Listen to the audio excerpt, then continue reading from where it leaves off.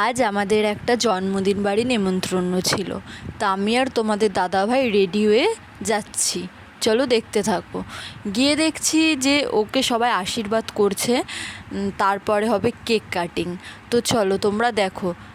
Sorry বন্ধুরা, cake কাটিংয়ের ভিডিওটা নিতে পারিনি, কারণ এত ভিড় আর বাচ্চা কাচ্চাগুলো এত আনন্দ করছে, এত হই হুল্লোড় করছে যে ফোনটা যে বার করে ধরবো সেই সাহসটা হচ্ছে না, যদি পড়ে যায়। তার জন্য আর কেক কাটিংয়ের ভিডিওটা করা হয়নি। তারপরে আমরা একটুখানি এইদিকে আসলাম, বাইরে দেখছি সবাই নাচ করছে, তা আমিও একটু নাচ করলাম। আমার বৌদি, দিদি সবাই নাচ করছিল। দেখো আমার বৌদি কী সুন্দর নাচ করে।